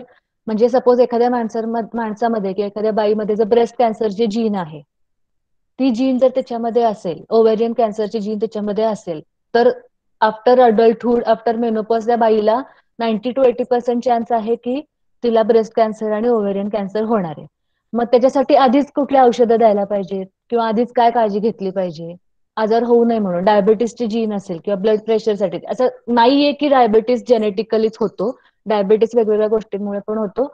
पण सपोज जीन दिसते आपल्याला इन्शुलिन डायबिटीसची, तर काय होणार आहे त्याच्यात आपल्याला आधीच लाईफस्टाईल चेंजेस काय काय करायचं वगैरे ते सगळं आपल्याला आधी बघता येतं. तर याला काय म्हणतात, फार्माकोजिनोमिक्स. फार्मास्युटिकल आपण इंटरव्हेन्शन करणारे जिनोमिक्सचा अभ्यास करून. दोन्ही व्यवस्थित कळली टर्म ही. जिनोम बघणार पूर्ण, त्या जिनोमचा अभ्यास करणार. कुठलाही जिनोम म्हणजे काय, सपोज माझा जिनोम घेतला तर माझा डीएनएचा पूर्ण अभ्यास केलेला आहे, सिक्वेन्स केलेला आहे, सगळी माहिती त्या जिनोम मधनं मिळाली, दॅट इज जिनोम. आणि त्याचा अभ्यास करून मग आपण ठरवतो की कोणत्या प्रकारची औषधं द्यायची, कोणते साईड इफेक्ट दिसतील नाही दिसणार, तर दॅट इज फार्माकोजेनोमिक्स. मग याच्यासाठी बायोइन्फॉर्मॅटिक्स लागतं आणि त्याच्यामध्ये सुद्धा प्रोटीन डेटाबेसेसचा बराच उपयोग होतो. ड्रग्ससाठी आपल्याला केमी इन्फॉर्मॅटिक्स मध्ये नेक्स्ट टाइम शिकायचं किंवा जनरल साधे प्रोटीन्स, हिमोग्लोबिन असू देत किंवा कुठलाही एन्झाइम्स आर ऑल्सो प्रोटीन्स, तर त्या प्रोटीनसाठीचा स्ट्रक्चरल डेटाबेसेस काय आहे तो प्रोटीन डेटाबेसेस आणि स्ट्रक्चरल डेटाबेसेस मध्ये येतो. नंतर सिक्वेन्स डेटाबेसेस बघितले आपण, हे 3 बघितले. त्याच्यामधलं फोकस आपण लास्ट टाइम केलं होतं एनसीबीआय वर. एनसीबीआय कशाच्या अंडर येतंय, एनसीबीआयच्या अंडर कोणता आहे? Gene bank. GenBank. आणि हे तिन्ही जे आहेत प्रायमरी डेटाबेसेस, ते सगळं कोण कोलॅबोरेट करतंय काम, तर international nucleotide sequence database collaboration. आणि लास्ट टाइम आपण बघितलं की इन्शुलिन लिहिल्यावर तिथे नावापुढं UNGC वगैरे असा एक छोटा शॉर्ट फॉर्म आला होता. तर तो काय आहे, तर कुठलीही जीन नाव देणं सगळ्यात इम्पॉर्टंट आहे. वेगवेगळे प्रत्येक सायंटिस्टने आपण एक जीनचा शोध लावला त्याला वेगळं नाव दिलं, दुसऱ्या सायंटिस्टने त्याच जीनचा शोध लावला त्याला वेगळं नाव दिलं, तर हे बायो इन्फॉर्मेटिक्स काही व्यवस्थित चालणार नाही. एका एंटिटीला तेच नाव सगळ्या ऑल ओव्हर द वर्ल्ड असेल तर ती शोधायला सोपी जाणार आहे. त्यामुळे काय केलंय त्यांनी, एक कमिटीच एस्टॅब्लिश केली, एक इन्स्टिट्यूट एस्टॅब्लिश केले. जसं आपलं हे आहे आपलं नॉमेनक्लेचर कुठलं, IUPAC ना, कुठलं नॉमेनक्लेचर आपलं केमिस्ट्रीत, ते जसं ठरवतं की केमिकल्सला कुठली नावं द्यायची. काय हॅलो, आठवतंय का? मला आठवत नाही. IUPAC, हा IUPAC, बरोबर.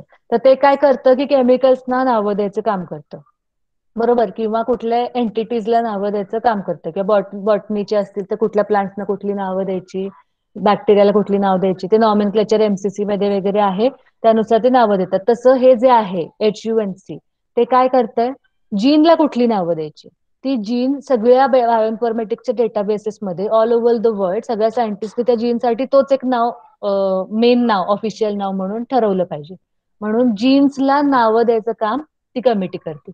जेव्हा तुम्ही कुठल्याही डेटाबेसेसमध्ये तुम्ही त्या जीनचं नाव टाकाल तेव्हा ते रेफरन्स तिथं तो दिलेला असतो की त्यांनी हे नाव आम्हाला प्रोव्हाइड केलंय, त्या कमिटीने आम्हाला हे नाव प्रोव्हाइड केलंय आणि त्यानुसार आम्ही तुम्हाला आमचा सर्च दाखवतो. तर ते एक इम्पॉर्टंट पॉईंट आहे मध्ये. International nucleotide sequence database collaborate करतं national centre for biotechnological institute, त्याच्या अंडर जेनबँक आहे, EMBL आहे, European molecular biology lab, European molecular biology lab युरोपमध्ये आहे, लंडनमध्ये, आणि DDBJ's DNA data bank of Japan ही जपानमध्ये आहे. ठीक आहे. Standard contents of sequence databases हे पण आपण लास्ट टाइम सगळं बघितलं. त्याच्यामध्ये सगळ्यात पहिल्यांदा सिक्वेन्सेस हवा, accession number is extremely important, sequences पाहिजेत.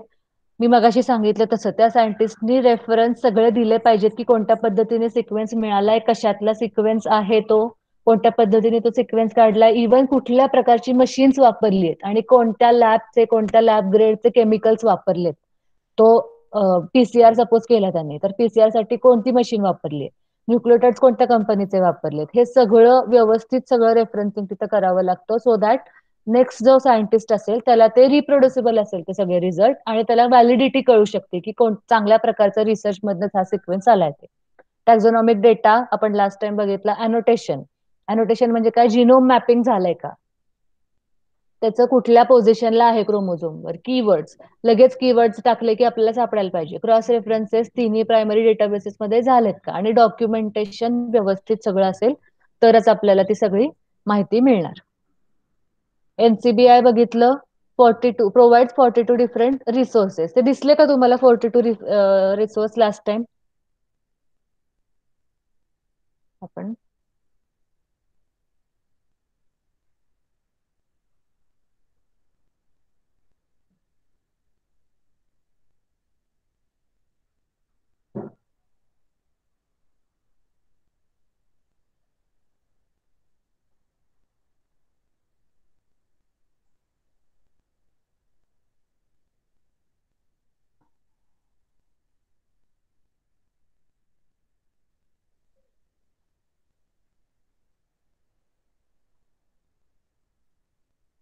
इथे जे आहे आता हे इन्शुलिनचं लास्ट टाइमच आपण ओपन झालं आपला विंडो. HGNC हे जे आहे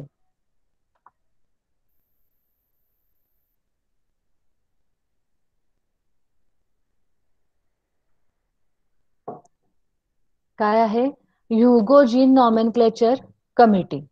ही काय करते, नॉमेनक्लेचर कमिटी काय करते, जीन्सचं ह्युमन जीन्सचं नॉमेनक्लेचर करते. The resource for approved human gene nomenclature. या नॉमेनक्लेचरने दिलेल्यानुसार सगळ्या डेटाबेसेस मध्ये सर्च होतात त्या जीन्स. ठीक आहे.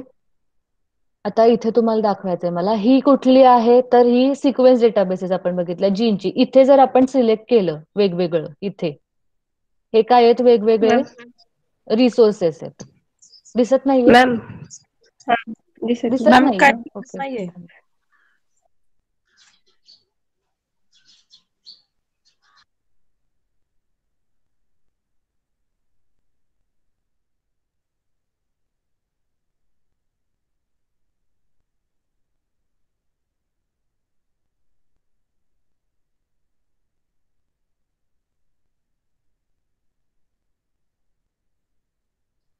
दिसतंय?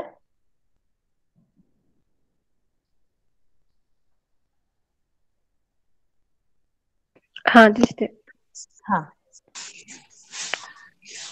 इथे बघा ऑफिशियल सिम्बॉल कर्सर दिसतोय ना सगळ्यांना. ऑफिशियल सिम्बॉल काय दिलाय? INS. प्रोव्हाइड कोणी केलाय हा सिम्बॉल INS चा जीनचा? तर HGNC. हे जे दिसतंय HGNC is Hugo gene nomenclature committee. हे काय करतं? ह्युमन जीन्स जे आहेत त्याला नॉमेनक्लेचर करायचं काम करतं. मग त्या नॉमेनक्लेचरने दिलेल्या ज्या जीन्सची नाव आहेत त्यानुसार सगळ्या डेटाबेसेसच्या सर्च इंजिन मध्ये ती जीन सर्च होते. बरोबर? इन्शुलिन ऑफिशियल फुल नेम काय आहे? इन्शुलिन. ते पण कोणी प्रोव्हाइड केलंय? तर ह्युगो जीन नॉमेनक्लेचर कमिटी.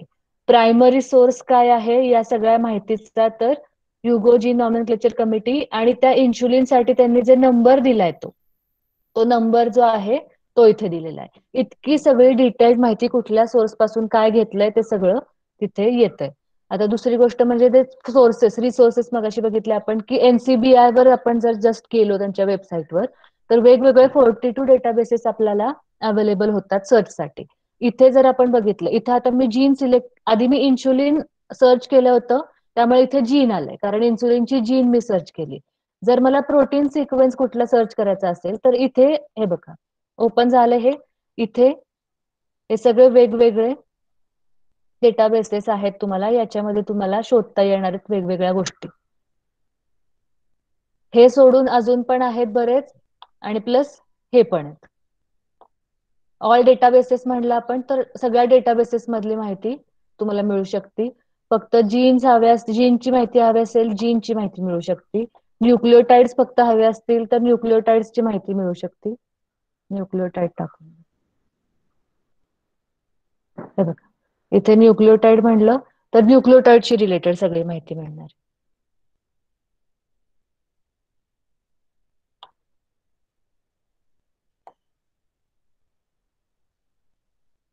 हे बाकीचे तुम्हाला आता पुढे स्ट्रक्चर डेटाबेसेस मध्ये जिनोम म्हणलं जिनोमची माहिती मिळू शकते. तर अशा प्रकारे इथे NCBI मध्ये वेगवेगळे रिसोर्सेस आहेत. त्याच्यामध्ये तुम्हाला हवेत ते तुमचे डिटेल्स तुम्हाला मिळू शकतात. अजून दुसरं काय सांगायचं होतं?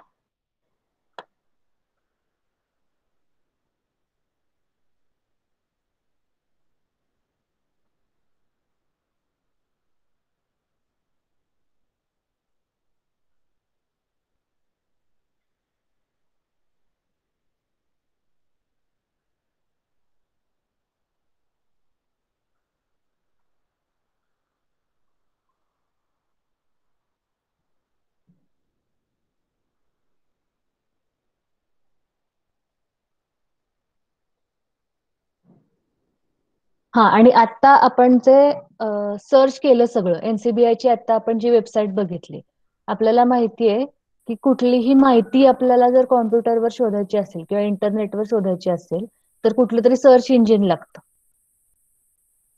बरोबर? गुगल काय आहे? सर्च इंजिन आहे. ते काय करतंय? इंटरनेटवर जी सगळी माहिती सगळीकडे विखुरली आहे ती आपल्याला एका जागी आपल्याला हवंय त्या वेळेत विदिन सेकंड्स आपल्याला अवेलेबल करून देते. ओपेरा मिनी किंवा इंटरनेट एक्सप्लोरर किंवा क्रोम हे काय आहेत? सगळे सर्च इंजिन्स आहेत जी माहिती आपल्याला वेळेवर सगळीकडनं शोधून आणून द्यायचं काम करतात. सर्च इंजिनची कन्सेप्ट माहितीये का तुम्हाला सगळ्यांना? फर्स्ट युनिट मध्ये तुम्हाला ते होईल सगळं व्यवस्थित, पण आता सर्च इंजिन म्हणजे काय ते समजून घ्या. तर याला सर्च इंजिन म्हणतात. प्रत्येक कॉम्प्युटरला काय असतो? प्रत्येक डिव्हाइसला एक तुम्हाला मोबाईलमध्ये दिसतं, तुमच्या मोबाईलमध्ये जर सेटिंग्स मध्ये तुम्ही गेलात तर तुम्हाला IP ऍड्रेस दिसतो. बघितलाय का कधी IP ऍड्रेस तुमच्या मोबाईलचा? कुठलाही डिव्हाइस जो इंटरनेटला अटॅच्ड आहे तर प्रत्येक डिव्हाइसला एक युनिक IP ऍड्रेस असतो. किंवा आता तुमच्या वायफायला पण एक IP ऍड्रेस असणार आहे किंवा डोंगलला IP ऍड्रेस असणार आहे. तर घरं जशी आहेत, आपलं माझं इथे घर आहे, कॉलेज तिकडे नाक्यावर आहे सपोज, तर मला पत्र पाठवायचंय तर मी नाक्यावरच्या कॉलेजचा ऍड्रेस टाकून पत्र पाठवणार आहे. म्हणजे काहीतरी ऍड्रेस प्रूफ पाहिजे तिथं पोहोचायला त्या पत्राला. तसं इंटरनेटवर जेव्हा मी माझ्याकडून मेल पाठवते दुसऱ्या कॉम्प्युटरला किंवा इंटरनेट थ्रू दुसऱ्या कुठल्या तरी ठिकाणी मेल पाठवते तेव्हा त्याला काहीतरी ऍड्रेस पाहिजे. तसं आपण काय टाकतो तिथं? मेल ID टाकतो. पण तेच जर मला इंटरनेटवरून माहिती हवी आहे कुठली, सपोज मी इथे कुठलं तरी, आता मी एनसीबीआय ओपन केलं, पण एनसीबीआय माझ्या कॉम्प्युटरवर ओपन व्हायला मला एनसीबीआय ला सांगायला पाहिजे आधी की तू माझ्या कॉम्प्युटरवर ओपन हो, बरोबर? मग ती ऑर्डर मी एनसीबीआय पर्यंत कशी पोहोचवणार आहे? तर एनसीबीआयचा स्वतःचा एक आयपी ऍड्रेस आहे आणि माझ्या कॉम्प्युटरचा एक आयपी ऍड्रेस आहे.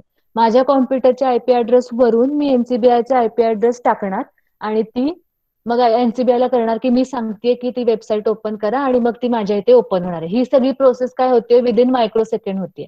जेव्हा मी गुगल सर्च टर्मवर एनसीबीआय लिहितेय तेव्हा मी ऍक्च्युली काय टाकतेय? एनसीबीआयचा आयपी ऍड्रेस असतो.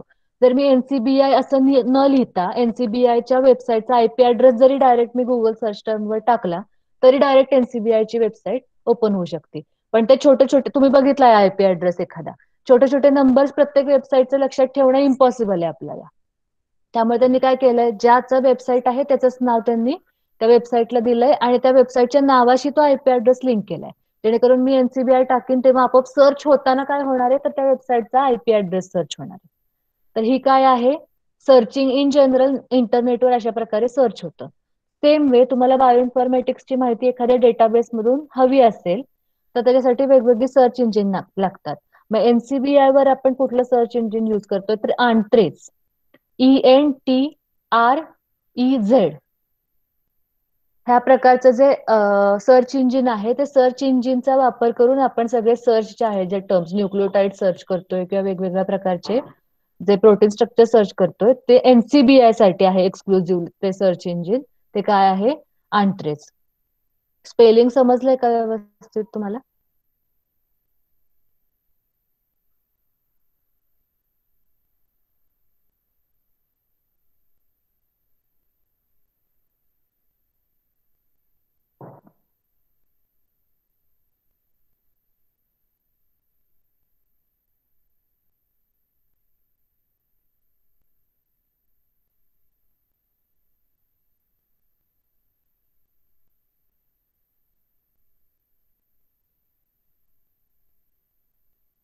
अवघड वाटतंय का खूप? नाही. समजतंय का नक्की? हो, नक्की. हो समजतंय. हे बघा, Entrez molecular sequence database system काय आहे त्यांनी दिलंय? Entrez is a molecular biology database system that provides integrated access. ते काय करतंय? ऍक्सेस देतं to nucleotide and protein sequence data, gene centred and genome mapping information, 3D structure data, PubMed, Medline and more. म्हणजे हे काय सगळे databases आहेत वेगवेगळे. Protein, nucleotide, 3D structure, genome mapping information हे सगळे डेटाबेस आहेत आणि त्या डेटाबेस मधल्या माहितीला ऍक्सेस द्यायचं काम कोण करतंय? Antres. Antres works as a search engine. The system is produced by the NCBI and is available via the internet. NCBI नी खास त्यांच्या सगळ्या डेटाबेसेसला ऍक्सेस द्यायला त्यांनी ही खास नवीन सर्च इंजिन तयार केली. हे तुम्हाला एखाद्या वेळेस MCQ ला वगैरे कुठल्या तरी येऊ शकतं, म्हणून हे लक्षात ठेवा. पुढे काय दिलं त्यांनी? Antres covers 20 databases including the complete protein sequence data from PIR International. PIR काय आहे? प्रोटीन सिक्वेन्स डेटा आहे. जेव्हा तुम्हाला क्वेश्चन विचारतील प्रायमरी डेटाबेसेस कुठले ते व्यवस्थित तुम्हाला कळलंय? जेनबँक आहे, EMBL आहे आणि DDBJ आहे. नंतर दुसरे कुठले? आता हे प्रायमरी लक्षात ठेवा, आपल्याला फक्त प्रायमरी सिक्वेन्स आपण आता शिकतोय. बाकीचे कुठले असणार आहेत? प्रोटीन असणार किंवा सेकंडरी असणार आहेत. PRF, स्विसप्रॉट, PDB हे काय आहेत? सगळे प्रोटीन डेटाबेसेस आहेत. आणि न्यूक्लियोटाइड प्रोटीन सिक्वेन्स डेटा कुठले कुठले आहेत? PIR, PRF, स्विसप्रॉट आणि PDB protein data bank. Nucleotide sequence data कुठले कुठले आहेत? GenBank, EMBL, DDBJ. And the Entrez retrieval system. Retrieval म्हणजे काय? सगळ्यांना रिट्रीव्हल म्हणजे काय माहितीये का? ही लँग्वेज तुमची यायला पाहिजे आन्सर्स मध्ये, जेव्हा तुम्ही आन्सर्स लिहाल. रिट्रीव्ह करणे म्हणजे काय करणे?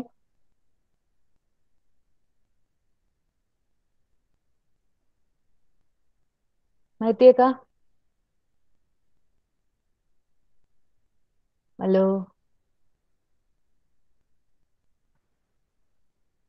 ऐकू येतंय ना? का नेट गेलं?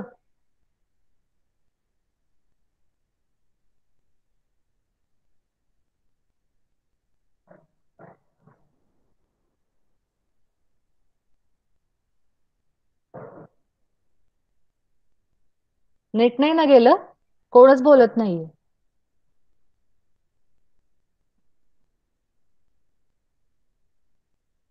हॅलो, ऐकू हॅलो, तर आहे की नाही? ऐकू आहे ना? येत आहे ना? हो हो हो. रिट्रीव्हल म्हणजे काय? अभ्यास करतात त्यांचा सगळेजण ओपन करून.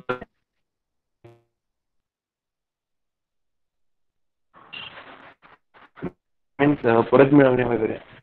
परत मिळवणे म्हणजे पाठवलेली गोष्ट परत. गोल्डन रिट्रीव्हर सगळ्यांनी बघितलाय का? माहितीये का गोल्डन रिट्रीव्हर डॉग? त्याला काय नाव आहे गोल्डन रिट्रीव्हर? रिट्रीव्हर म्हणजे काय? टाकलेली गोष्ट परत जे आणून देतोय तो. गोल्डन रिट्रीव्हर काय करतो? It's famous. काय आपण बॉल जर टाकला तर तो परत परत आणून देतो सारखा खेळताना, म्हणून त्याला गोल्डन रिट्रीव्हर म्हणतात. तर तशा प्रकारे ही काय आहे? रिट्रीव्हर रिट्रीव्ह करतोय. अँट्रेस सर्च इंजिन म्हणजे काय? जी सगळी माहिती आपण डेटाबेसेस मध्ये स्टोअर केलेली आहे ती परत आपल्याला हवंय तेव्हा आणून द्यायचं काम ते सर्च इंजिन करतंय. Uses an intuitive user interface for wrap. हे काही एवढं इम्पॉर्टंट नाही. रिझल्ट आता इथे बघा. Result may be viewed in various formats including flat file, FASTA, XML. आता हे जे आहेत मी तुम्हाला मगाशी म्हणत होते की वेगवेगळ्या लँग्वेजेस आहेत कॉम्प्युटरला समजण्यासाठी. तर या 3 प्रकारच्या आपल्याला लँग्वेजेस आहेत. त्याच्यातली फ्लॅट फाईल, फास्टा आपण शिकणार आहे व्यवस्थित. XML वगैरे ऍडव्हान्स पुढच्या सेमिस्टरला तुम्हाला होईल. पण त्याच्यामध्ये फ्लॅट फाईल, फास्टा आणि XML सारख्या वेगवेगळ्या लँग्वेजेस मध्ये ती आपल्याला परत माहिती देतो. आणि त्याच्यानंतर आपल्याला हवे तशा माहितीमध्ये ते कन्वर्ट करून आपल्याला घ्यावं लागतं किंवा हवे ती तशी माहिती यूज केली तरी चालते. कुणाला काय डाऊट आहेत का? विचारा सोफार. काही एखादा पॉइंट कळलेला नाहीये? No ma'am.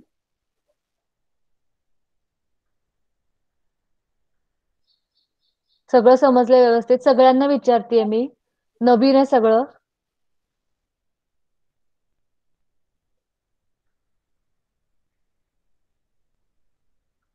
एक्झाम साठी इथपर्यंतच करायचंय का? एक्झाम साठी हो.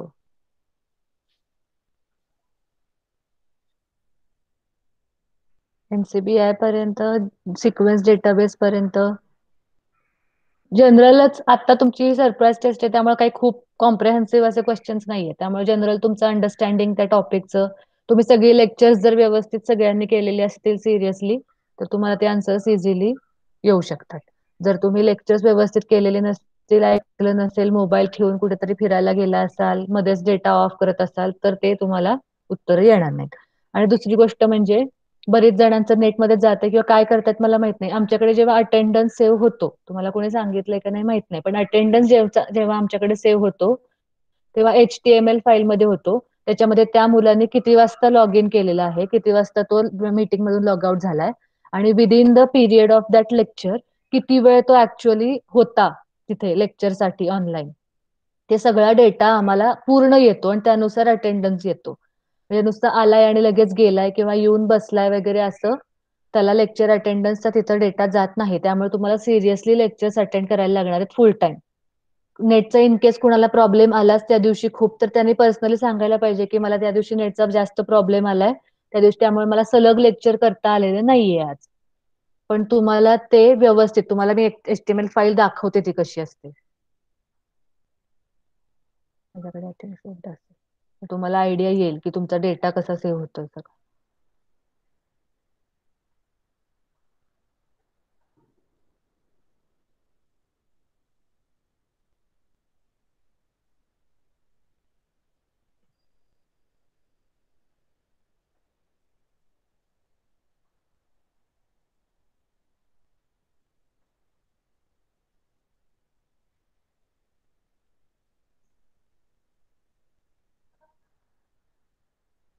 माझ्याकडे ओपन नाही होत.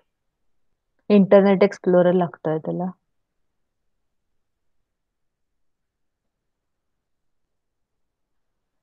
पण बेसिकली आम्हाला तो सगळा डेटा येतो. त्यामुळे सिरियसली लेक्चर्स करा आणि तुम्ही सिरियसली लेक्चर्स करताय का नाही ते चेक करायलाच आता ही सरप्राईज टेस्ट तुमची ऑर्गनाईज केली. त्यामुळे त्याच्यावरून आम्हाला अंदाज येईलच कोणी व्यवस्थित किती लेक्चर्स करताय आणि काय करताय.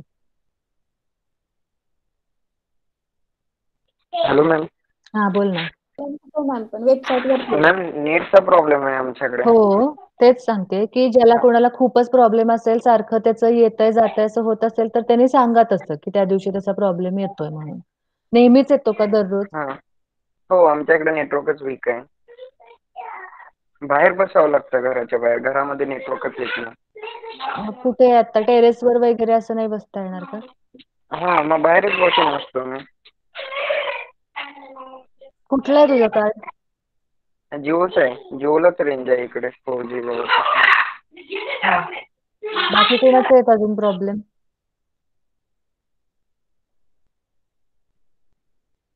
पण लेक्चर व्यवस्थित ऐकू येतंय का अजिबातच खूपच प्रॉब्लेम येतोय? नाहीच ऐकू येते आणि कळतच नाहीये. साऊंड ब्रेक होतोय आणि मध्येच डिस्कनेक्ट होतं. त्यामुळे एक तर लेक्चर कंटिन्यू पण होत नाही आणि थोडंफार कळायला पण अवघड जातं.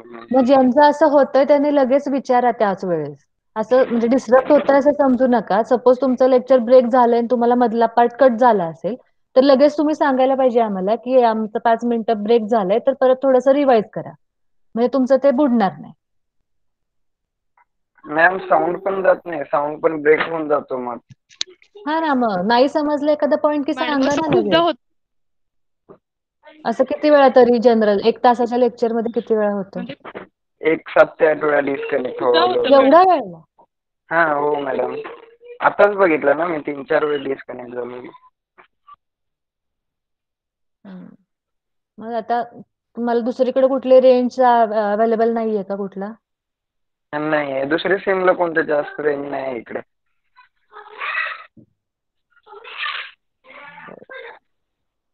ठीक आहे. मग ज्या लोकांचे प्रॉब्लेम आहेत त्यांचं कन्सिडर करता येईल तसं अटेंडन्सचं. पण ज्यांचे नाही आहेत त्यांचं व्यवस्थित सिरियसली बघितलं जाईल. की कुठल्या आहेत, किती जण नाही आहेत, किती वेळ नाही आहेत ते. बरं, आतापर्यंत जे शिकवलंय त्याच्यावर काही डाऊट आहे का?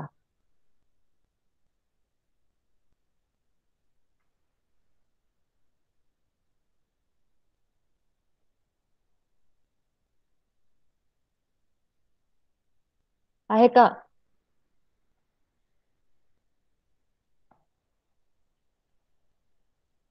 हॅलो?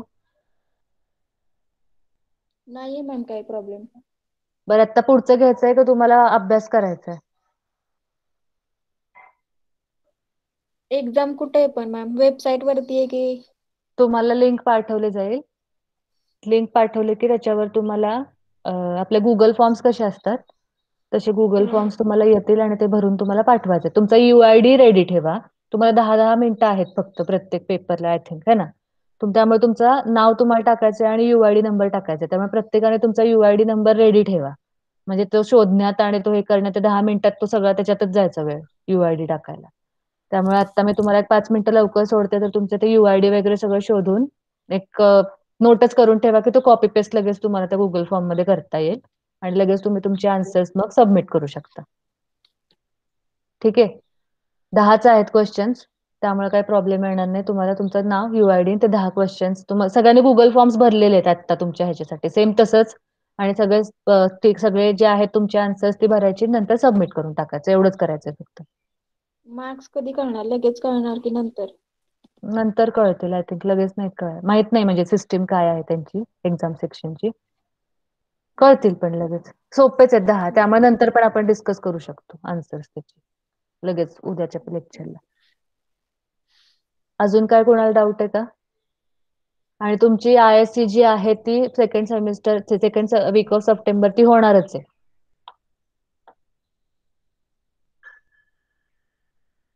बंद करायचं का मग? तुम्ही करणार आहे का अभ्यास? का डाऊट्स काय असतील एक्झामचे, फार्माचे वगैरे तर ते विचारा. फार्मासाठी पण तुम्हाला बेसिक जे आहे आतापर्यंतच्या वेगवेगळ्या टर्म्स ज्या आपण यूज केल्या त्या लीड कंपाऊंड, परत टार्गेट डिस्कव्हरी, टार्गेट व्हॅलिडेशन, हे सगळं येणार त्याच्यात. परत एक्स्ट्रॅक्शन, मॅसरेशन वगैरे ते सगळे आहेत त्याचे टर्म्स. म्हणजे एखादी प्रोसेस आणि what is it called, extraction आहे का मॅसरेशन आहे असं. परत अजून मॅडमचे आहेत, वाडीकर मॅडमचे आहेत त्याच्यात. वाडीकर मॅडमचं दिलंयत का त्यांनी रेफरन्सेस तुम्हाला? हो, PPT दिलात मॅडम त्यांचा. हा, मग त्यांचे आहेत त्याच्यात. आणि सगळ्यांना रेफरन्सेस मिळालेले आहेत, ते फक्त वाचा. ठीक आहे. बेस्ट ऑफ लक सगळ्यांना. तुमचे मार्क्स इथे ह्याला डे टू डे परफॉर्मन्सला तुमचे मार्क्स आहेत, कारण परफॉर्मन्स करायला तुम्ही काही येत नाहीये आता कॉलेजमध्ये, त्यामुळे तुमचा डे टू डे परफॉर्मन्स असाच बघितला जाणार आहे. त्यामुळे व्यवस्थित आन्सर्स द्या सगळी 10 मिनिटात. ठीक आहे. बेस्ट ऑफ लक सगळ्यांना. थँक्यू. ठेवायचं का? ओके.